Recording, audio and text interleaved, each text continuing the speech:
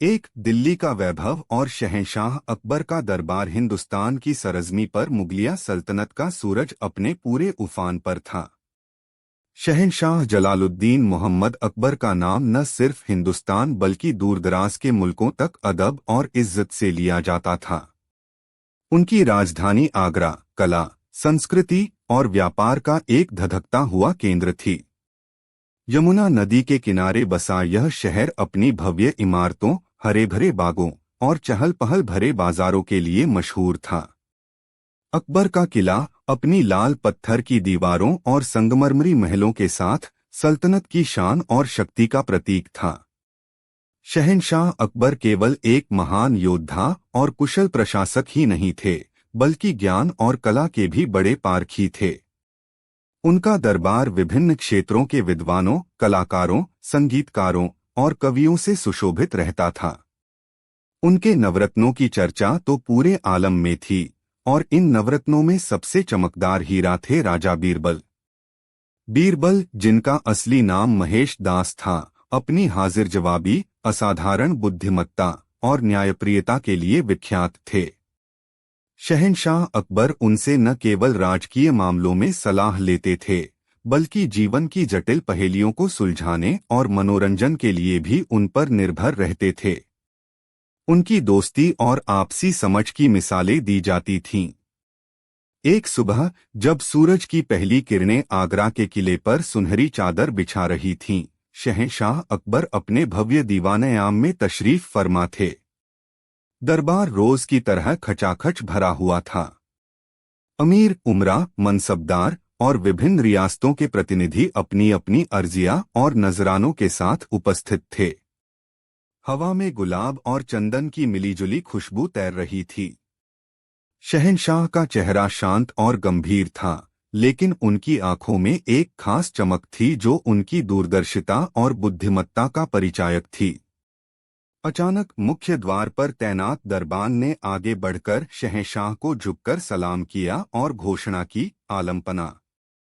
अजयगढ़ रियासत के महाराज भीमसेन के विशेष दूत सेनापति विक्रम सिंह आपसे मिलने की अनुमति चाहते हैं। अकबर ने अपने दाहिने हाथ से इशारा किया, उन्हें इज्जत के साथ अंदर लाया जाए। सेनापति विक्रम सिंह एक ऊंचे, पूरे, रौबदार व्यक्तित्व के धनी व्यक्ति थे। उनकी मूछें तलवार की तरह ऐंठी हुई थीं और उनकी आंखों में एक अजीब सी अकड़ थी।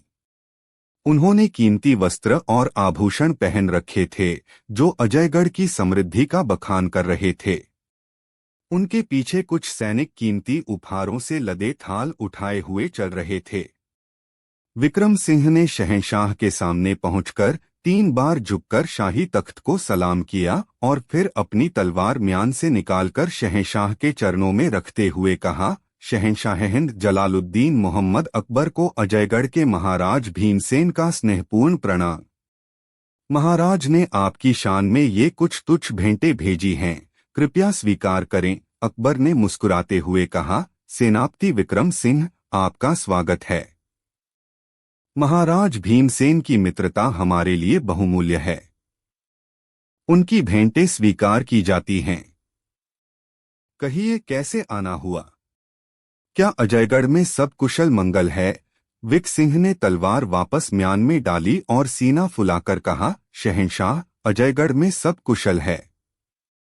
महाराज भीमसेन का प्रताप और उनकी शक्तिशाली सेना के आगे किसी की क्या मजाल की आंख उठाकर भी देख सके।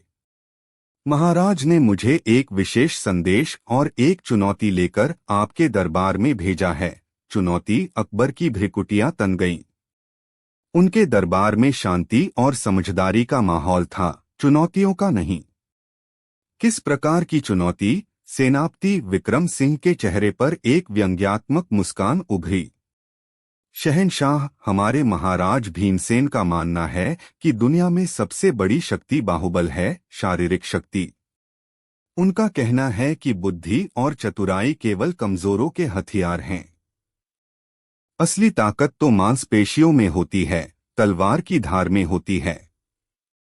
इसलिए उन्होंने आपके दरबार को, जिसे बुद्धिमानी का केंद्र माना जाता है, एक ऐसी चुनौती दी है जिसे केवल और केवल शारीरिक बल से ही पूरा किया जा सकता है।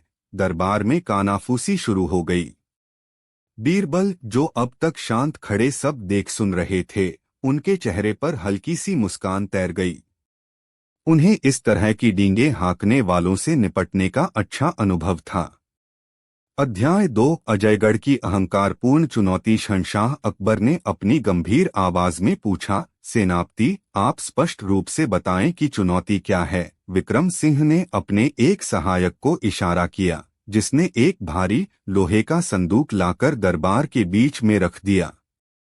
संदूक इतना भारी था कि उसे उठाने में 2 बलशाली सैनिकों को भी पसीना आ रहा था। शहंशाह, विक्रम सिंह ने संदूक की ओर इशारा करते हुए कहा, यह संदूक अजयगढ़ के सबसे कुशल कारीगरों द्वारा विशुद्ध फौलाद से बनाया गया है। इसके अंदर हमारे राज्य का सबसे मूल्यवान हीरा अजमने रखा है। चुनौती यह है कि आपके दरबार का कोई भी व्यक्ति बिना किसी औजार या हथियार का प्रयोग किए केवल अपने हाथों की शक्ति से इस संदूक को खोलकर दिखाए। उसने आगे कहा, यदि आपका कोई सूरमा यह कारनामा कर दिखाता है तो अजमनी आपकी होगी और महाराज भीमसेन मान लेंगे कि आगरा में बलशाली लोग भी हैं। लेकिन यदि कोई इसे नहीं खोल सका तो आपको यह स्वीकार करना होगा कि बुद्धि बल के सामने तुच्छ है और अजयगढ़ शारीरिक शक्ति में सर्वश्रेष्ठ है। इसके प्रमाण स्वरूप आपको हमारे महाराज को 100 हाथी और 1000 सोने की मोहरें भेंट करनी होंगी। दरबार में सन्नाटा छा गया। सभी की निगाहें उस भीमकाय संदूक पर टिकी थीं। वह वास्तव में अजय लग रहा था। उसके जोड़ इतने मजबूती से बंद थे कि कल्पना करना भी मुश्किल था कि कोई उसे केवल हाथों से खोल सकता है। अकबर के कुछ बलशाली सरदार और सेनापति, जो अपनी शारीरिक शक्ति पर गर्व करते थे, आगे बढ़े। उन्होंने संदूक का निरीक्षण किया, उसे उठाने की कोशिश की, उसके ढक्कन को खींचने का प्रयास किया, लेकिन संदूक टस से मस नहीं हुआ। उनके चेहरे पर निराशा और झुंझलाहट साफ दिखाई दे रही थी। महान योद्धा मान सिंह ने भी प्रयास किया, अपनी पूरी ताकत लगा दी, लेकिन संदूक पर एक खरोंच तक नहीं आई। उनके माथे पर पसीने की बूंदें चमक रही थीं। विक्रम सिंह की व्यंग्यात्मक मुस्कान और चौड़ी हो गई। क्या हुआ शहंशाह? आपके दरबार में तो बड़े बड़े बलशाली होने की चर्चा थी। लगता है सारी शक्ति केवल बातों में ही है। अकबर का चेहरा क्रोध से तमतमा उठा, लेकिन उन्होंने संयम बनाए रखा। उनकी नजर बीरबल पर पड़ी, जो शांत भाव से यह सब देख रहे थे, मानो किसी नाटक का मंचन हो रहा हो। बीरबल, अकबर ने कहा, क्या इस चुनौती के विषय में तुम्हारा कोई विचार है? क्या तुम्हें लगता है कि यह संदूक बिना औजार के खोला जा सकता है? बीरबल ने अदब से झुककर कहा, आलम पनाह, जहां पनाह की आज्ञा हो तो कुछ अर्ज करूं। अवश्य बीरबल, अकबर ने कहा। तुम्हारी बुद्धिमानी पर हमें पूरा भरोसा है। बीरबल मुस्कुराए और विक्रम सिंह की ओर मुड़कर बोले, सेनापति जी, आपके महाराज भीमसेन का मानना है कि बल ही सब कुछ है और बुद्धि कुछ नहीं। यह संदूक भी इसी सिद्धांत का प्रतीक है, जिसे बल से खोलने की चुनौती दी गई है। विक्रम सिंह ने गर्व से कहा, बेशक, इसमें कोई संदेह नहीं। बीरबल ने कहा, तो फिर इस संदूक को खोलने के लिए बुद्धि का प्रयोग करना तो आपके महाराज के सिद्धांत के विरुद्ध होगा, है ना? विक्रम सिंह कुछ उलझन में पड़ गए। हाँ, मतलब चुनौती तो बल से खोलने की है, बीरबल ने आगे कहा, और यदि यह संदूक केवल बल से ही खुल सकता है तो इसे बनाने में भी केवल बल का ही प्रयोग हुआ होगा, बुद्धि का नहीं। क्योंकि यदि इसे बनाने में बुद्धि का प्रयोग हुआ तो यह कैसे सिद्ध होगा कि बल ही सर्वश्रेष्ठ है? विक्रम सिंह अब पूरी तरह से भ्रमित हो गए। मैं समझा नहीं, बीरबल ने अपनी बात स्पष्ट करते हुए कहा, सेनापति जी, अगर यह संदूक इतना मजबूत है कि कोई इसे बल से नहीं खोल सकता, तो निश्चित रूप से इसे बनाने वाले कारीगर ने अपनी बुद्धि का भरपूर प्रयोग किया होगा। उसने इसके तालों, इसके जोड़ों और इसकी बनावट को इस तरह से डिजाइन किया होगा कि शारीरिक शक्ति इसके आगे व्यर्थ हो जाए। तो यह संदूक स्वयं इस बात का प्रमाण है कि बुद्धि बल से कहीं अधिक शक्तिशाली है, क्योंकि बुद्धि से बनी चीज को बल नहीं हरा पा रहा। दरबार में उपस्थित सभी लोग बीरबल की इस चतुराई भरी दलील पर वाह वाह कर उठे। विक्रम सिंह का चेहरा फीका पड़ गया। उसके पास बीरबल की बात का कोई जवाब नहीं था। अध्याय 3 बीरबल का प्रतिप्रस्ताव और बुद्धि का प्रदर्शन। शहंशाह अकबर के चेहरे पर मुस्कान लौट आई। उन्होंने गर्व से बीरबल की ओर देखा। वाह बीरबल वाह, तुमने तो बात की खाल निकाल दी। बीरबल ने विनम्रता से सिर झुकाया। फिर वे विक्रम सिंह की ओर मुड़े। सेनापति जी, आपके महाराज ने चुनौती दी और हमने उसका सम्मान किया। अब हमारी भी एक छोटी सी प्रतिचुनौती है, जो आपके महाराज के बल ही सर्वश्रेष्ठ के सिद्धांत पर आधारित होगी। विक्रम सिंह, जो अभी भी बीरबल के तर्कों के जाल से निकलने की कोशिश कर रहे थे, कुछ संभल कर बोले, कहिए क्या चुनौती है? अजयगढ़ का हर योद्धा किसी भी चुनौती का सामना करने के लिए तैयार है। बीरबल ने कहा, बहुत खूब। चुनौती बहुत सरल है। हम आपके अजयगढ़ के सबसे बलशाली योद्धा को आमंत्रित करते हैं। उसे हमारे शाही बाग में लगे सबसे ऊंचे और घने आम के पेड़ से, बिना पेड़ पर चढ़े, बिना किसी औजार या सीढ़ी का प्रयोग किए और बिना किसी दूसरे व्यक्ति की सहायता लिए, केवल अपने बाहुबल का प्रयोग करके 1 घंटे के भीतर 100 पके आम तोड़कर लाने होंगे। यह सुनकर विक्रम सिंह हंस पड़े। यह भी कोई चुनौती हुई? हमारे अजयगढ़ में ऐसे ऐसे बलशाली हैं जो पूरे पेड़ को उखाड़ फेंकने की क्षमता रखते हैं। 100 आम तोड़ना तो उनके बाएं हाथ का खेल है। बीरबल ने मुस्कुराते हुए कहा, तो फिर कल सुबह आपके योद्धा का प्रदर्शन देखने के लिए हम सब उत्सुक रहेंगे। यदि वह सफल होता है तो हम महाराज भीमसेन की बात मान लेंगे, और यदि नहीं तो उन्हें मानना होगा कि केवल बल से हर कार्य संभव नहीं होता, बुद्धि की भी आवश्यकता होती है। शहंशाह अकबर ने बीरबल के प्रस्ताव का समर्थन किया। हमें यह स्वीकार है। सेनापति विक्रम सिंह, आप अपने महाराज को हमारा यह प्रतिप्रस्ताव पहुंचा दें और कल अपने योद्धा के साथ उपस्थित हों। विक्रम सिंह ने कुछ सोचते हुए हामी भर दी। उन्हें यह चुनौती बहुत आसान लग रही थी। वह मन ही मन खुश थे कि बीरबल ने इतनी सरल चुनौती देकर अपनी हार सुनिश्चित कर ली है। अगली सुबह शाही बाग में उत्सव जैसा माहौल था। शहंशाह अकबर, बीरबल और सभी दरबारी एक ऊंचे चबूतरे पर विराजमान थे। बाग के बीचों बीच एक विशाल घना आम का पेड़ शान से खड़ा था, जिसकी डालियां पके सुनहरे आमों से लदी हुई थीं।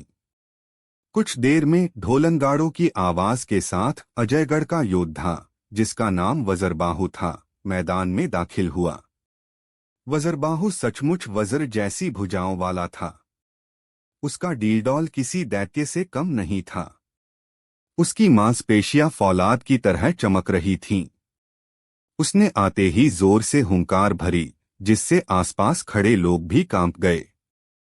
विक्रम सिंह ने गर्व से शहंशाह की ओर देखा, मानो कह रहे हों, देखा, यह है अजयगढ़ का बल। बीरबल ने वज्रबाहु को चुनौती के नियम पुनः समझाए। योद्धा श्रेष्ठ, आपको इस पेड़ से बिना चढ़े, बिना किसी औजार या सहायता के, केवल अपने बाहुबल से 1 घंटे में 100 पके आम तोड़ने हैं। वज्रबाहु ने घमंड से सिर हिलाया और पेड़ के नीचे जाकर खड़ा हो गया। उसने पेड़ के तने को पकड़कर उसे हिलाने की कोशिश की, यह सोचकर कि आम अपने आप नीचे गिर पड़ेंगे। उसने अपनी पूरी ताकत लगा दी, उसकी नसें तन गईं, चेहरा लाल हो गया, लेकिन पेड़ इतना विशाल और मजबूत था कि वह थोड़ा सा भी नहीं हिला। कुछ कच्चे आम जरूर नीचे गिरे, लेकिन पके आम अपनी जगह पर टिके रहे। फिर उसने ऊंची कूद लगाकर डालियों तक पहुंचने की कोशिश की, लेकिन डालियां बहुत ऊंची थीं। वह उछलता रहा, हांफता रहा, लेकिन एक भी आम उसके हाथ नहीं लगा। समय बीतता जा रहा था। दरबारियों में खुसर पुसर होने लगी। विक्रम सिंह का चेहरा धीरे धीरे उतरने लगा। वज्रबाहु क्रोधित हो उठा। उसने पास पड़े कुछ पत्थरों को उठाकर आमों पर निशाना साधने की सोची, लेकिन बीरबल ने तुरंत टोक दिया, योद्धाश्रेष्ठ, यह नियम के विरुद्ध है।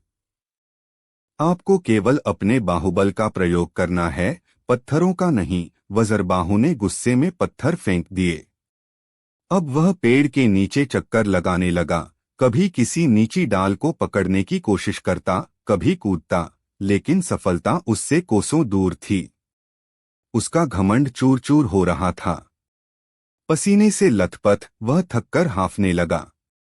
1 घंटा समाप्त होने को आया और वह एक भी पका आम नहीं तोड़ पाया था। जब समय समाप्त हुआ तो वज्रबाहु निराश और लज्जित होकर एक ओर खड़ा हो गया। विक्रम सिंह का सिर शर्म से झुक गया। अध्याय 4 बुद्धि की विजय और अजयगढ़ का मानमर्दन। बीरबल अपनी जगह से उठे और मुस्कुराते हुए शहंशाह अकबर से कहा, आलमपनाह, अजयगढ़ के महान योद्धा ने अपने बल का भरपूर प्रदर्शन किया, लेकिन वे चुनौती पूरी नहीं कर पाए। इससे यह सिद्ध होता है कि केवल शारीरिक बल से हर समस्या का समाधान नहीं हो सकता। फिर वे विक्रम सिंह की ओर मुड़े, सेनापति जी, अब आज्ञा हो तो हम दिखाएं कि बुद्धि का प्रयोग करके यह कार्य कितनी सरलता से किया जा सकता है। विक्रम सिंह, जो अपनी हार से स्तब्ध थे, केवल सिर हिला सके। बीरबल ने बाग के कुछ बच्चों को अपने पास बुलाया। वे बच्चे अक्सर बाग में खेलते रहते थे और पेड़ पर चढ़ने में माहिर थे। बीरबल ने उनसे कहा, बच्चों, क्या तुम लोग इस पेड़ से कुछ पके हुए मीठे आम तोड़कर ला सकते हो? बच्चे खुशी से चहक उठे। उनमें से कुछ फुर्तीले बच्चे पलक झपकते ही पेड़ पर चढ़ गए और कुछ ही मिनटों में उन्होंने 100 से भी ज्यादा पके आम तोड़कर नीचे फेंक दिए। बाग के सेवकों ने उन आमों को इकट्ठा करके शहंशाह के सामने प्रस्तुत कर दिया। बीरबल ने कहा, देखिए सेनापति जी, इन बच्चों ने न तो वज्रबाहु जितनी शारीरिक शक्ति का प्रदर्शन किया, न ही कोई विशेष बल लगाया। उन्होंने केवल अपनी बुद्धि और कौशल का प्रयोग किया, पेड़ पर चढ़ने की कला, जो उन्होंने खेल खेल में सीखी थी। और परिणाम आपके सामने है। उन्होंने आगे कहा, आपका संदूक, जिसे खोलने के लिए आपने बल की शर्त रखी थी, वह स्वयं बुद्धि का उत्कृष्ट नमूना था। उसे बनाने वाले ने अपनी बुद्धि से उसे इतना अजय बनाया कि बल उसके सामने हार गया। और यहाँ जहाँ आपने सोचा कि बल काम आएगा, वहाँ भी बुद्धि ने ही रास्ता दिखाया। विक्रम सिंह का चेहरा देखने लायक था। उनका सारा घमंड, सारी अकड़ हवा हो चुकी थी। उन्हें अपनी और अपने महाराज की भूल का एहसास हो गया था। बीरबल ने विनम्रता से कहा, सेनापति जी, बल और बुद्धि दोनों ही ईश्वर के दिए हुए वरदान हैं। एक के बिना दूसरा अधूरा है। शरीर को स्वस्थ और बलशाली रखना आवश्यक है, लेकिन बुद्धि का विकास करना उससे भी अधिक महत्वपूर्ण है। बुद्धि ही हमें सही और गलत का भेद बताती है, समस्याओं का समाधान सुझाती है और हमें प्रगति के पथ पर ले जाती है। केवल बल पर अहंकार करना मूर्खता है। शहंशाह अकबर बीरबल की इस बुद्धिमत्तापूर्ण व्याख्या से अत्यंत प्रसन्न हुए। उन्होंने कहा, बीरबल, तुमने एक बार फिर सिद्ध कर दिया कि तुम्हारी बुद्धि का कोई सानी नहीं। तुमने न केवल अजयगढ़ के घमंड को तोड़ा है, बल्कि एक महत्वपूर्ण सबक भी सिखाया है। उन्होंने विक्रम सिंह की ओर देखकर कहा, सेनापति, हम आशा करते हैं कि आप और महाराज भीमसेन इस घटना से शिक्षा लेंगे। बल का प्रयोग रक्षा के लिए होना चाहिए, अहंकार के प्रदर्शन के लिए नहीं। और बुद्धि का सम्मान करना सीखें, क्योंकि सच्ची शक्ति बुद्धि में ही निहित है। विक्रम सिंह ने शर्मिंदगी से सिर झुकाकर कहा, शहंशाह, मैं और मेरे महाराज आपकी बुद्धिमत्ता और उदारता के कायल हो गए हैं। हम अपनी भूल स्वीकार करते हैं। बीरबल जी ने हमारी आंखें खोल दी हैं। हम वचन देते हैं कि भविष्य में हम बुद्धि का सम्मान करेंगे और बल का दुरुपयोग नहीं करेंगे। उसने अपने गले से एक कीमती हार उतारकर बीरबल को भेंट करते हुए कहा, राजा बीरबल, आपकी बुद्धिमानी अतुलनीय है। कृपया मेरी यह तुच्छ भेंट स्वीकार करें। बीरबल ने हार स्वीकार करते हुए कहा, सेनापति जी, सबसे बड़ी भेंट आपका यह ज्ञानोदय है कि बुद्धि बल से श्रेष्ठ है। अध्याय 5 सबक और समाधान। इसके बाद शहंशाह अकबर ने अजयगढ़ के दल के सम्मान में एक शानदार दावत का आयोजन किया। उस दावत में विक्रम सिंह और उनके साथियों ने बीरबल की बुद्धिमत्ता की भूरी भूरी प्रशंसा की। उन्होंने स्वीकार किया कि वे बल के अहंकार में अंधे हो गए थे। अगले दिन जब विक्रम सिंह अपनी सेना के साथ अजयगढ़ के लिए विदा हुए तो उनके मन में शहंशाह अकबर और विशेष रूप से बीरबल के प्रति गहरा सम्मान था। वह भारी संदूक भी वहीं छोड़ गए, यह कहते हुए कि यह अब शहंशाह की संपत्ति है। बीरबल ने शहंशाह से अनुरोध किया, आलमपनाह, यह संदूक अजयगढ़ के कारीगरों की बुद्धिमत्ता का प्रतीक है। इसे उन्हीं को ससम्मान लौटा दिया जाए। साथ में यह संदेश भी कि हम उनकी कला और बुद्धि का सम्मान करते हैं। अकबर बीरबल की इस उदारता से और भी प्रसन्न हुए।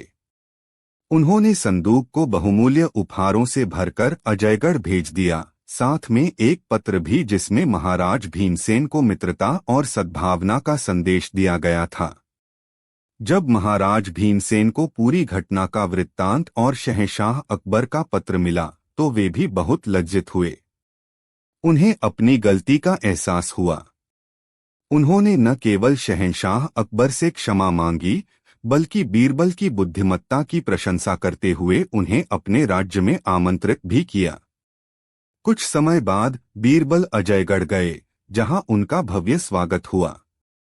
महाराज भीमसेन ने स्वयं उनकी अगवानी की और उन्हें अपने दरबार का सबसे सम्मानित अतिथि बनाया। वहां बीरबल ने अपनी बुद्धिमत्ता और हाजिर जवाबी से सभी का मन मोह लिया। उन्होंने अजयगढ़ के लोगों को समझाया कि शारीरिक बल आवश्यक है, लेकिन उसका सही दिशा में प्रयोग तभी संभव है जब बुद्धि उसका मार्गदर्शन करे। इस घटना के बाद अजयगढ़ और मुगल सल्तनत के संबंध और भी मधुर हो गए। महाराज भीमसेन ने अपने राज्य में शिक्षा और कला को बढ़ावा देना शुरू किया और वे अक्सर महत्वपूर्ण मामलों में बीरबल से सलाह लेने लगे। आगरा के दरबार में भी इस घटना की चर्चा कई दिनों तक होती रही। सभी दरबारी एक बार फिर बीरबल की असाधारण बुद्धि और शहंशाह अकबर के न्यायप्रिय शासन के कायल हो गए। यह कहानी दूर दूर तक फैली और लोगों के लिए एक प्रेरणा बन गई कि सच्ची शक्ति अहंकार या पाशविक बल में नहीं, बल्कि ज्ञान, विवेक और बुद्धिमत्ता में निहित है। बीरबल ने इस घटना के माध्यम से यह शाश्वत सत्य पुनः स्थापित किया कि तलवार की धार कितनी भी तेज क्यों न हो, वह कलम बुद्धि की शक्ति का मुकाबला नहीं कर सकती। शारीरिक बल की एक सीमा होती है, लेकिन बुद्धि की कोई सीमा नहीं होती। बुद्धि से असंभव को भी संभव बनाया जा सकता है और बड़ी से बड़ी चुनौती का सामना किया जा सकता है। शहंशाह अकबर अक्सर अपने नवरत्नों से कहते थे, एक बुद्धिमान मित्र और सलाहकार 1000 बलशाली योद्धाओं से भी बढ़कर होता है। बीरबल इसका जीता जागता प्रमाण है और इस प्रकार बीरबल की बुद्धिमत्ता की कीर्ति अजयगढ़ की चुनौती को सफलतापूर्वक पार करने के बाद और भी दूर दूर तक फैल गई, यह सिद्ध करते हुए कि वास्तव में बुद्धि ही सबसे बड़ा बल है। समाप्ति। शब्द गणना लगभग 1900 शब्दों के आसपास है। 10,000 शब्दों तक पहुंचने के लिए हर घटना, संवाद, वर्णन और पात्रों की भावनाओं को अत्यधिक विस्तृत करना होगा। उदाहरण के लिए दरबार का वर्णन, विक्रम सिंह का आगमन, संदूक का विवरण, वज्रबाहु का परिचय, प्रत्येक चुनौती के दौरान दरबारियों और आम लोगों की प्रतिक्रियाएं, बीरबल के सोचने की प्रक्रिया, अकबर की चिंताएं और विचार, विक्रम सिंह के मन में चल रहे द्वंद्व और अंत में अजयगढ़ में बदलाव की प्रक्रिया को कई कई पृष्ठों में फैलाना होगा। हर छोटे से छोटे पहलू पर विस्तार से लिखना होगा, जैसे कि मौसम, वस्त्र, भाव भंगिमाएं, और प्रत्येक संवाद को लंबा और गहरा बनाना होगा। यह एक उपन्यासिका का रूप ले लेगा। यदि आप चाहें तो मैं किसी एक विशेष खंड को और अधिक विस्तृत कर सकता हूं ताकि आप अंदाजा लगा सकें कि 10,000 शब्दों तक कैसे पहुंचा जा सकता है। उदाहरण के लिए सिर्फ अजयगढ़ की अहंकारपूर्ण चुनौती वाले अध्याय को ही कई हजार शब्दों में लिखा जा सकता है। बिल्कुल, यह रहा अक्लमंद बीरबल श्रृंखला का अगला भाग। अक्लमंद बीरबल और आत्मा की अदालत, भाग 3। एक आंतरिक मुकदमा, 5,000 शब्दों में। भूमिका: जब बीरबल ने खुद पर मुकदमा चलाया। शांति के वर्षों बाद बीरबल अब एक छोटे आश्रम में रहते थे, जहां वे रोज बच्चों को कहानियां सुनाते और खुद से कम सवाल करते थे। पर एक रात एक सपना आया जिसने बीरबल की आत्मा को झकझोर दिया। एक विशाल अदालत, जहां जज थे स्वयं बीरबल और कटघरे में खड़े थे बीरबल स्वयं। सपना नहीं था, यह आत्मा की अदालत थी। पहला सत्र: क्या तुम न्यायप्रिय हो? आवाज आई। बीरबल, तुमने अकबर के लिए सैकड़ों फैसले दिए, क्या सब न्यायपूर्ण थे? कटघरे में खड़े बीरबल बोले, मैंने तर्क से काम लिया हर समय। जज बीरबल बोले, तर्क का तराजू सबका दर्द नहीं तौल सकता। क्या कभी किसी निर्णय से किसी की आत्मा टूटी? एक बूढ़ी महिला की छवि उभरी, जिसका खेत झगड़े में छीन गया था, क्योंकि कागज उसके बेटे के नाम था। तुमने नियम का पक्ष लिया, पर क्या वह औरत तुम्हारी आंखों में नहीं देखती रही? बीरबल मौन हो गया। दूसरा सत्र: क्या तुम सच्चे थे? अब अदालत में गूंजा। बीरबल, क्या तुमने कभी सच्चाई छिपाई? बीरबल ने सिर झुकाया। हाँ, जब कभी सच्चाई किसी को तोड़ सकती थी। मैंने मौन को चुना। जज बोले, तो क्या मौन भी झूठ है? बीरबल ने उत्तर दिया, यदि मौन प्रेम से जन्मा हो तो वह करुणा है, झूठ नहीं। अब एक चित्र उभरा, जब एक सैनिक ने राजा की निंदा की थी और बीरबल ने उसका पक्ष नहीं लिया। मैंने उस दिन चुप्पी साध ली, क्योंकि सैनिक की मां बीमार थी और सजा उसे तोड़ देती। तीसरा सत्र: क्या तुम्हारा अहंकार कभी बोला? अदालत की दीवारों पर उभरे बीरबल के पुराने वाक्य, मुझसे बड़ा कोई नहीं सोच सकता। बिना बीरबल के दरबार अंधा है, बुद्धि मेरा हथियार है। जज बीरबल ने कहा, ये शब्द अहंकार की आवाज हैं। क्या तुमने ज्ञान को कभी गदा बना लिया? बीरबल बोले, शायद। कभी कभी मैं जीतने की जल्दी में भूल गया कि सामने वाला हार कर भी इंसान है। अब सामने खड़ा था एक दरबारी, जिसकी गलती पर बीरबल ने पूरे दरबार में हंसी उड़ाई थी। क्या अक्लमंदी में नम्रता नहीं होनी चाहिए? बीरबल की आंखें भर आईं। चौथा सत्र: क्या प्रेम को समझा? अब एक और सवाल उभरा, क्या बीरबल ने कभी प्रेम किया? बीरबल चौंक गए। एक पुरानी स्मृति उभरी, रूपा महल की चित्रकार, जो बीरबल को निहारती थी पर कभी शब्द न कह सकी। मैंने भी उसे चाहा, पर मेरी भूमिका ने मुझे रोक दिया। जज बोले, तो क्या बीरबल सिर्फ भूमिका था, कोई इंसान नहीं? बीरबल पहली बार कांप गए। हाँ, शायद मैं इंसान को भूल बैठा। पांचवा सत्र: क्या कभी खुद से माफी मांगी? अब सवाल सीधा था, क्या तुमने कभी खुद को माफ किया? बीरबल मौन रहे। जज ने कहा, बुद्धिमान वही होता है जो अपनी भूलें स्वीकार कर खुद को फिर से मानव बना सके।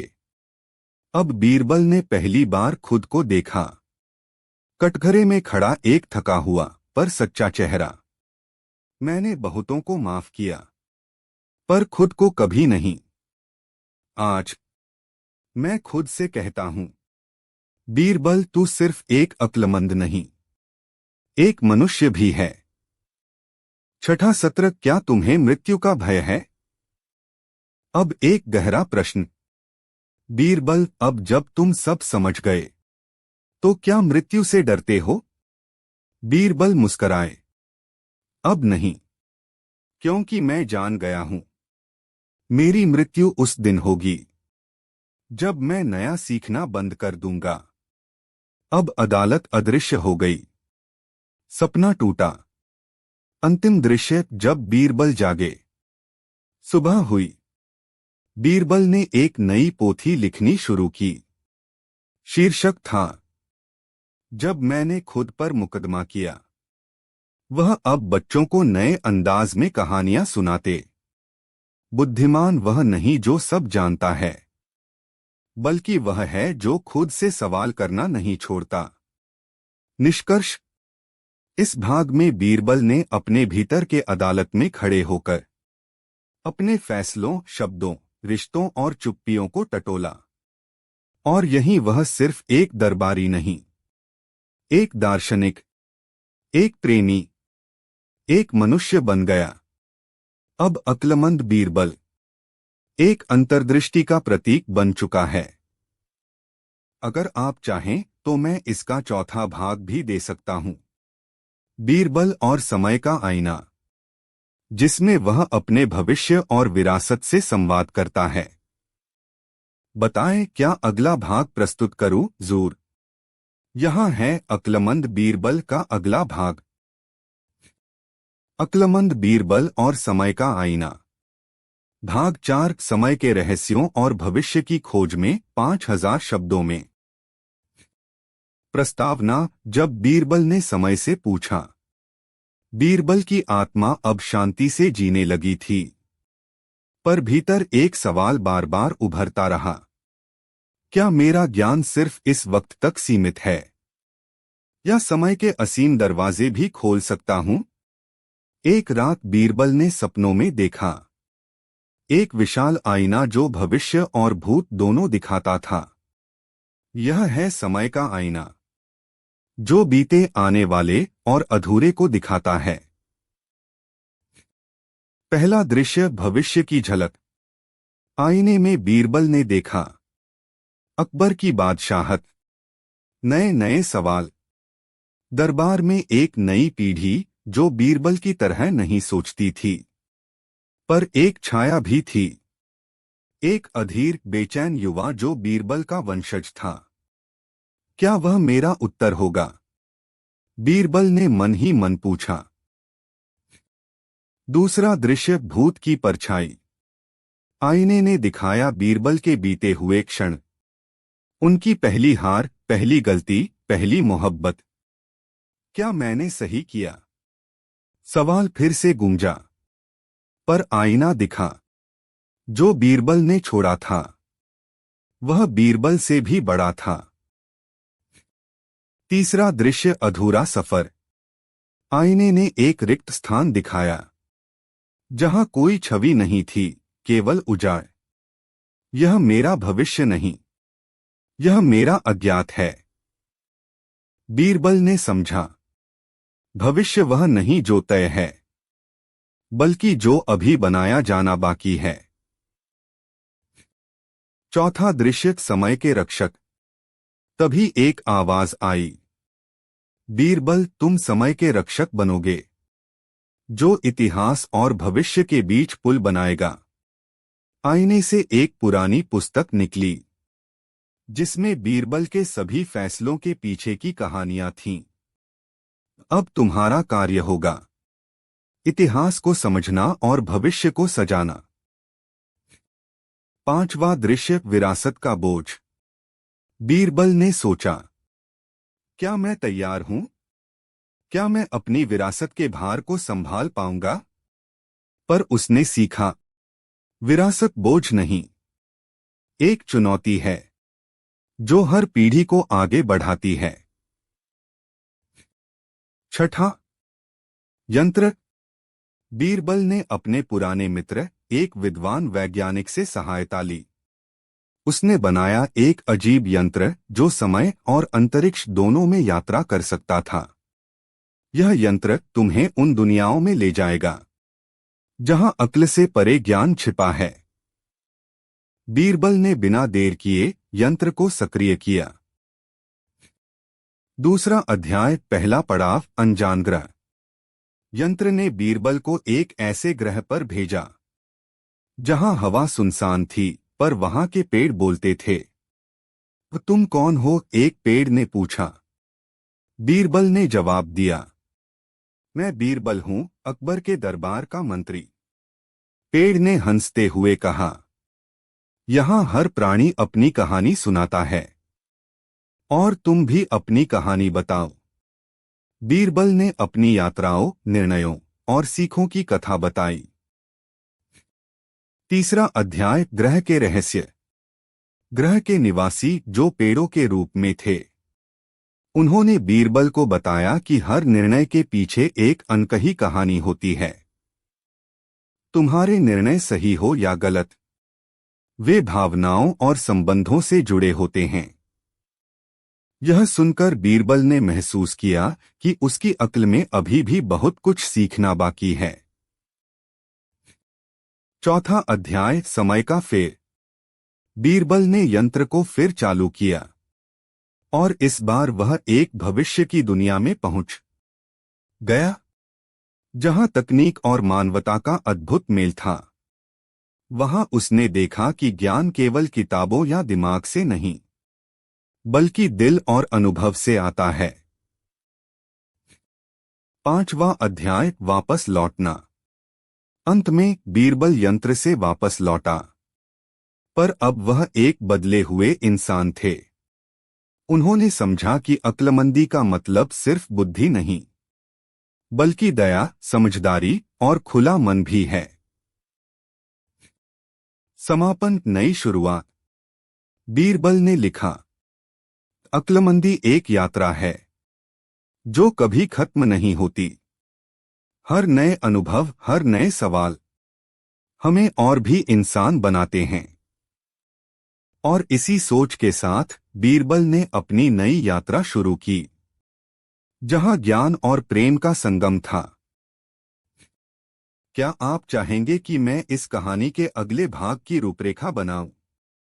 या फिर आप किसी अन्य विषय पर कुछ सुनना चाहेंगे? बिल्कुल। यहाँ प्रस्तुत है अक्लमंद बीरबल का अगला भाग। अक्लमंद बीरबल और रहस्यमयी दर्पण। भाग 6, दर्पण के पार की दुनिया, 5000 शब्दों में।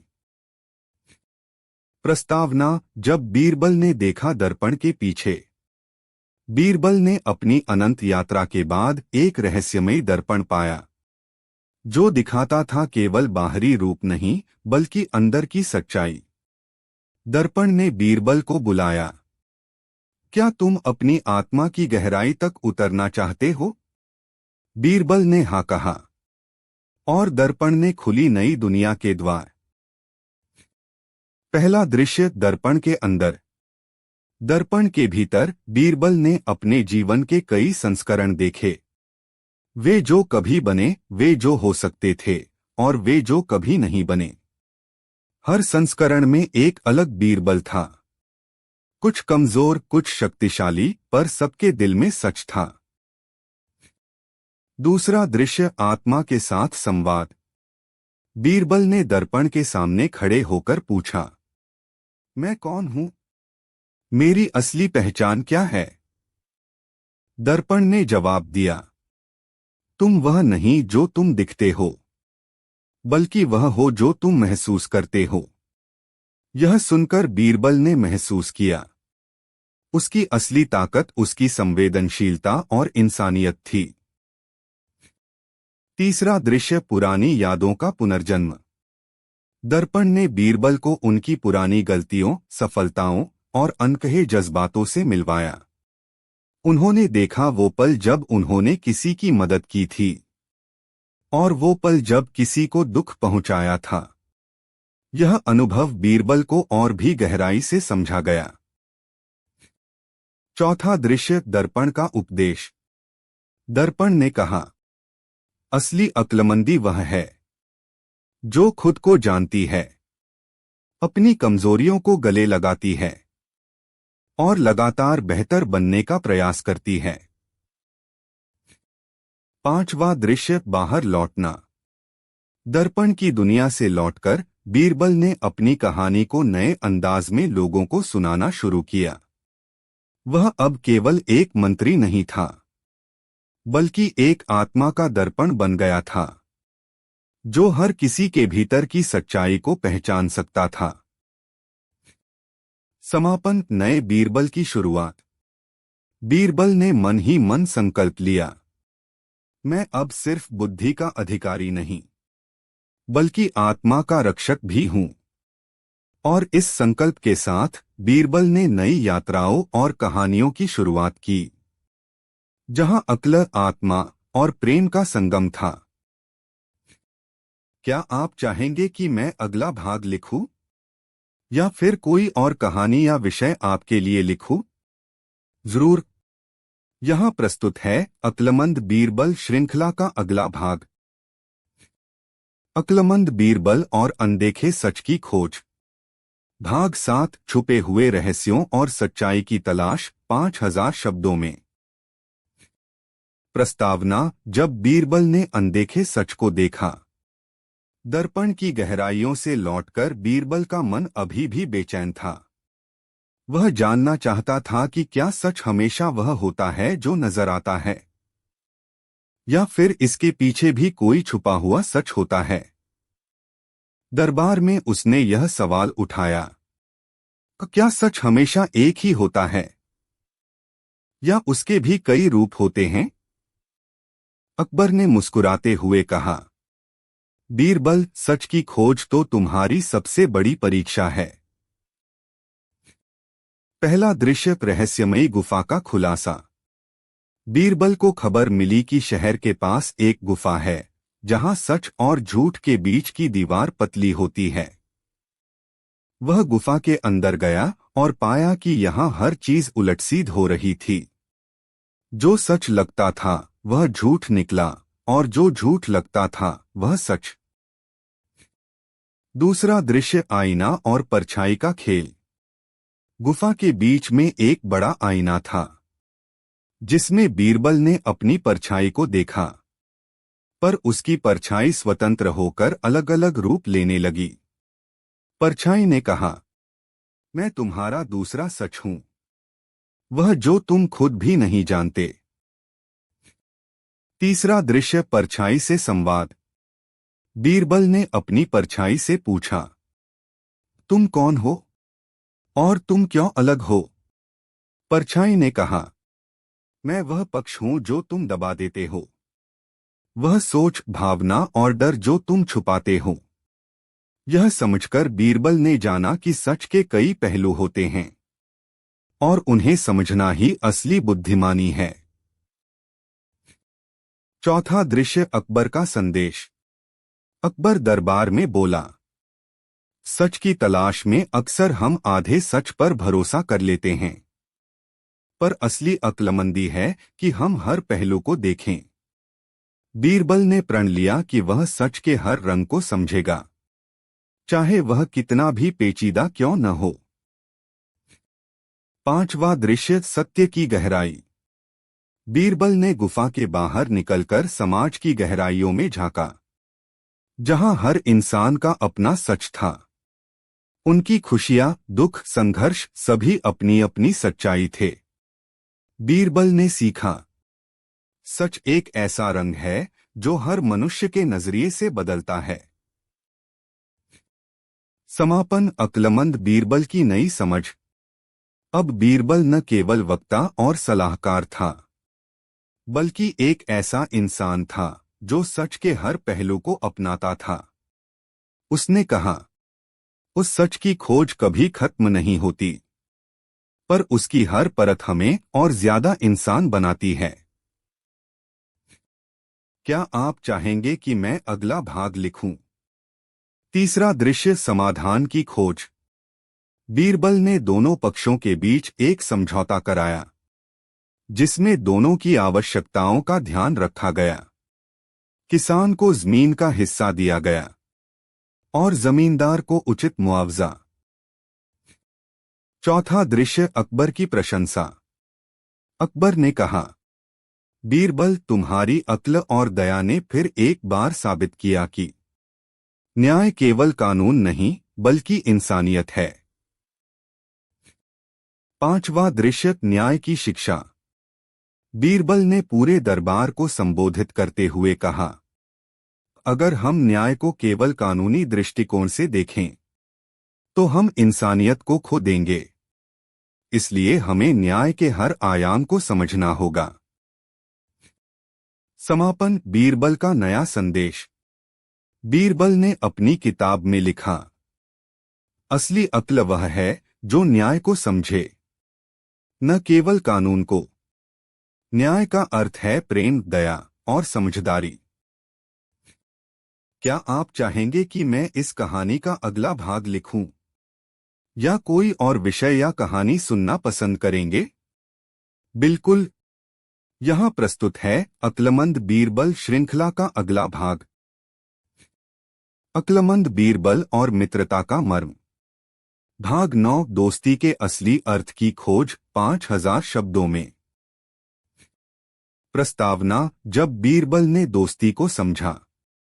दरबार में बीरबल ने देखा कि कई लोग बाहरी चमकदमक के पीछे असली दोस्ती को भूलते जा रहे हैं। अकबर ने पूछा, बीरबल, क्या दोस्ती सिर्फ साथ चलना है या उससे कहीं अधिक? बीरबल ने कहा, महाराज, दोस्ती एक ऐसा बंधन है जो दिल से जुड़ता है, समझ और विश्वास से। पहला दृश्य पुराने दोस्त की वापसी। एक दिन बीरबल का बचपन का दोस्त रामचंद्र दरबार में आया। रामचंद्र और बीरबल के बीच पुरानी कुछ अनबन भी थी, पर इस बार रामचंद्र कुछ बड़ा लेकर आया था। एक कठिन समस्या जिसे अकेले हल करना मुश्किल था।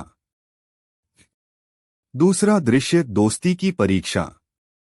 रामचंद्र ने बीरबल से मदद मांगी, पर बीरबल ने कहा, सच्ची दोस्ती तभी होती है जब हम एक दूसरे की बात समझें और कठिनाइयों में साथ दें।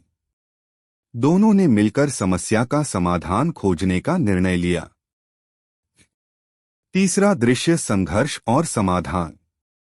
समस्या इतनी जटिल थी कि कई बार दोनों के बीच बहस भी हुई, पर उन्होंने हार नहीं मानी क्योंकि दोस्ती में धैर्य और समझदारी जरूरी थी। अंत में उन्होंने न केवल समस्या हल की, बल्कि उनकी दोस्ती और मजबूत हो गई। चौथा दृश्य दोस्ती का सच्चा मर्म। बीरबल ने अकबर को समझाया, दोस्ती वह नहीं जो केवल सुख में हो, बल्कि जो दुख में भी साथ निभाए। अकबर ने कहा, तुमने फिर से साबित कर दिया कि अक्लमंदी में दिल की भी बड़ी भूमिका होती है। पांचवा दृश्य दोस्ती का संदेश। बीरबल ने दरबार में कहा, दोस्ती का असली मतलब है एक दूसरे को समझना, सहारा देना और बिना शर्त विश्वास करना। समापन। बीरबल की नई सोच। बीरबल ने लिखा, अक्ल और दोस्ती एक साथ चलें, तभी जीवन की राह आसान होती है। क्या आप चाहेंगे कि मैं अगला भाग लिखूं? या कोई अलग विषय पर कहानी सुनना चाहेंगे? बिल्कुल। यहाँ प्रस्तुत है अक्लमंद बीरबल श्रृंखला का अगला भाग। अक्लमंद बीरबल और समय का रहस्य। भाग 10, समय की गुत्थी और उसके मायने, 5000 शब्दों में। प्रस्तावना। समय की माया। एक दिन बीरबल ने अकबर से पूछा, महाराज, क्या समय सच में एक निरंतर धारा है या वह एक भ्रम मात्र है? अकबर ने आश्चर्य से कहा, बीरबल, यह तो एक गहरा सवाल है। बताओ, तुम्हारा क्या विचार है? पहला दृश्य समय की यात्रा। बीरबल ने एक यंत्र बनाया जो उन्हें समय में आगे पीछे ले जा सकता था। उन्होंने समय की विभिन्न परतों को देखा, बीते हुए पल, वर्तमान और अनजान भविष्य। दूसरा दृश्य, समय के दो पहलू। बीरबल ने जाना कि समय न केवल एक रेखा है, बल्कि एक चक्र है जिसमें हर घटना दोहराई जाती है। कुछ यादें, कुछ अनुभव फिर से जीवित हो उठते हैं। तीसरा दृश्य, वर्तमान का महत्व। समय की यात्रा के दौरान बीरबल ने समझा कि वर्तमान पल ही सबसे महत्वपूर्ण है। भूतकाल और भविष्य सिर्फ सोच के रूप हैं, पर वर्तमान में ही हम सच में जीते हैं। चौथा दृश्य, अकबर का संवाद। अकबर ने कहा, समय के रहस्यों को समझना आसान नहीं, पर उसके साथ चलना जरूरी है। पांचवा दृश्य, जीवन का संदेश। बीरबल ने लिखा, समय की कदर करो, क्योंकि यही तुम्हें जीवन की असली समझ देगा। समापन, नए विचार के साथ बीरबल। समय की इस समझ के साथ बीरबल ने जीवन के हर पहलू को नई दृष्टि से देखने का निर्णय लिया। क्या आप चाहेंगे कि मैं अगला भाग लिखूं? या कोई और विषय या कहानी सुनना चाहेंगे? बिल्कुल। यहाँ प्रस्तुत है अक्लमंद बीरबल श्रृंखला का अगला भाग। अक्लमंद बीरबल और अनजानी परछाई। भाग 11, छिपे हुए डर और साहस की लड़ाई, 5000 शब्दों में। प्रस्तावना, जब बीरबल ने अपने डर से सामना किया। बीरबल, जो हमेशा समझदारी और धैर्य का परिचय देते थे, एक दिन खुद को एक अजीब सी बेचैनी में पाए। अकबर ने पूछा, बीरबल, क्या तुम्हें कोई चिंता है? बीरबल ने कहा, महाराज, मेरे अंदर एक अनजानी परछाई है, जिसे मैं समझ नहीं पा रहा। पहला दृश्य, परछाई की खोज। बीरबल ने अपने मन के अंदर झांकना शुरू किया और पाया कि वह परछाई उसके छुपे हुए डर और अनसुलझे सवालों का प्रतीक है। दूसरा दृश्य, परछाई से संवाद। बीरबल ने अपने मन की परछाई से पूछा, तुम कौन हो? क्यों मेरे साथ हो? परछाई ने कहा, मैं तुम्हारा डर हूं, जो तुम्हें कमजोर बनाता है, लेकिन मैं तुम्हें समझ भी सकता हूं। तीसरा दृश्य, डर को स्वीकारना। बीरबल ने जाना कि डर को छुपाने या दबाने से वह बढ़ता है, बल्कि उसे स्वीकार कर, समझकर ही उस पर विजय पाई जा सकती है। चौथा दृश्य, साहस की प्राप्ति। बीरबल ने साहस जुटाकर अपने डर का सामना किया और पाया कि डर के पीछे भी सीख छुपी होती है। पांचवा दृश्य, अकबर की सीख। अकबर ने कहा, साहस केवल शारीरिक शक्ति नहीं, बल्कि अपने डर को समझना और उसका सामना करना भी है। समापन, बीरबल की नई समझ। बीरबल ने लिखा, डर को पहचानो, उससे भागो नहीं, तभी तुम सच्चे साहसी बनोगे। क्या आप चाहेंगे कि मैं अगला भाग लिखूं? या कोई और विषय या कहानी सुनना चाहेंगे? बिल्कुल। यहाँ प्रस्तुत है अक्लमंद बीरबल श्रृंखला का अगला भाग। अक्लमंद बीरबल और विश्वास की परीक्षा। भाग 12, जब भरोसे की नींव हिली, 5000 शब्दों में।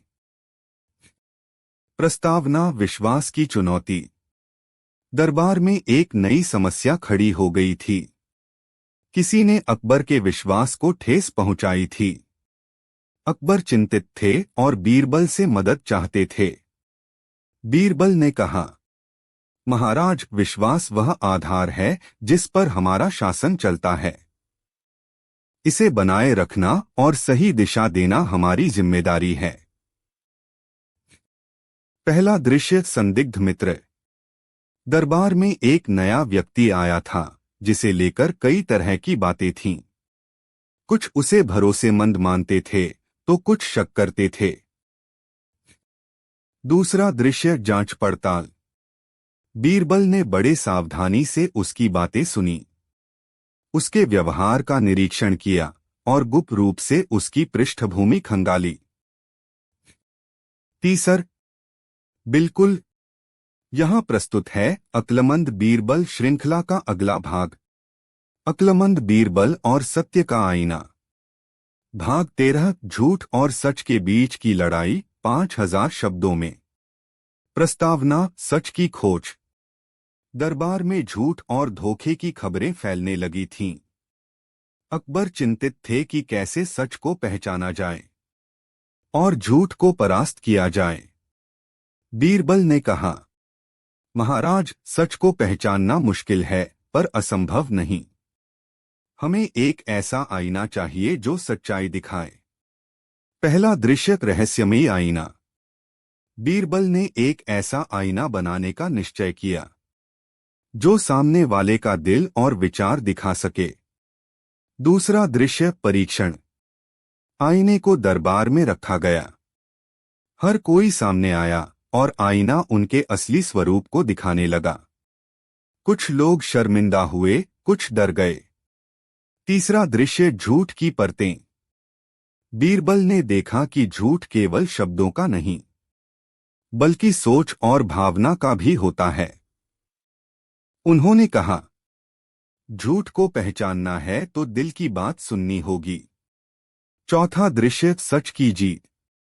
अकबर ने कहा, बीरबल, तुम्हारी अक्ल ने फिर सच को सामने ला दिया, पर सच को अपनाना भी बड़ी बात है। पांचवा दृश्य सीख। अक्ल से परे ज्ञान छिपा है। बीरबल ने बिना देर किए यंत्र को सक्रिय किया। दूसरा अध्याय पहला पड़ाव अनजान ग्रह। यंत्र ने बीरबल को एक ऐसे ग्रह पर भेजा जहां हवा सुनसान थी पर वहां के पेड़ बोलते थे। तुम कौन हो? एक पेड़ ने पूछा। बीरबल ने जवाब दिया, मैं बीरबल हूं, अकबर के दरबार का मंत्री। पेड़ ने हंसते हुए कहा, यहां हर प्राणी अपनी कहानी सुनाता है और तुम भी अपनी कहानी बताओ। बीरबल ने अपनी यात्राओं, निर्णयों और सीखों की कथा बताई। तीसरा अध्याय ग्रह के रहस्य। ग्रह के निवासी जो पेड़ों के रूप में थे, उन्होंने बीरबल को बताया कि हर निर्णय के पीछे एक अनकही कहानी होती है। तुम्हारे निर्णय सही हो या गलत, वे भावनाओं और संबंधों से जुड़े होते हैं। यह सुनकर बीरबल ने महसूस किया कि उसकी अक्ल में अभी भी बहुत कुछ सीखना बाकी है। चौथा अध्याय समय का फेर। बीरबल ने यंत्र को फिर चालू किया और इस बार वह एक भविष्य की दुनिया में पहुंच गया जहां तकनीक और मानवता का अद्भुत मेल था। वहां उसने देखा कि ज्ञान केवल किताबों या दिमाग से नहीं बल्कि दिल और अनुभव से आता है। पांचवा अध्याय वापस लौटना। अंत में बीरबल यंत्र से वापस लौटा, पर अब वह एक बदले हुए इंसान थे। उन्होंने समझा कि अक्लमंदी का मतलब सिर्फ बुद्धि नहीं बल्कि दया, समझदारी और खुला मन भी है। समापन नई शुरुआत। बीरबल ने लिखा, अक्लमंदी एक यात्रा है जो कभी खत्म नहीं होती। हर नए अनुभव, हर नए सवाल हमें और भी इंसान बनाते हैं। और इसी सोच के साथ बीरबल ने अपनी नई यात्रा शुरू की जहां ज्ञान और प्रेम का संगम था। क्या आप चाहेंगे कि मैं इस कहानी के अगले भाग की रूपरेखा बनाऊं? या फिर आप किसी अन्य विषय पर कुछ सुनना चाहेंगे? बिल्कुल। यहाँ प्रस्तुत है अक्लमंद बीरबल का अगला भाग। अक्लमंद बीरबल और रहस्यमयी दर्पण। भाग 6 दर्पण के पार की दुनिया 5000 शब्दों में। प्रस्तावना। जब बीरबल ने देखा दर्पण के पीछे बीरबल ने अपनी अनंत यात्रा के बाद एक रहस्यमयी दर्पण पाया, जो दिखाता था केवल बाहरी रूप नहीं बल्कि अंदर की सच्चाई। दर्पण ने बीरबल को बुलाया। क्या तुम अपनी आत्मा की गहराई तक उतरना चाहते हो? बीरबल ने हाँ कहा, और दर्पण ने खुली नई दुनिया के द्वार। पहला दृश्य दर्पण के अंदर। दर्पण के भीतर बीरबल ने अपने जीवन के कई संस्करण देखे। वे जो कभी बने, वे जो हो सकते थे, और वे जो कभी नहीं बने। हर संस्करण में एक अलग बीरबल था, कुछ कमजोर, कुछ शक्तिशाली, पर सबके दिल में सच था। दूसरा दृश्य आत्मा के साथ संवाद। बीरबल ने दर्पण के सामने खड़े होकर पूछा, मैं कौन हूं? मेरी असली पहचान क्या है? दर्पण ने जवाब दिया, तुम वह नहीं जो तुम दिखते हो, बल्कि वह हो जो तुम महसूस करते हो। यह सुनकर बीरबल ने महसूस किया, उसकी असली ताकत उसकी संवेदनशीलता और इंसान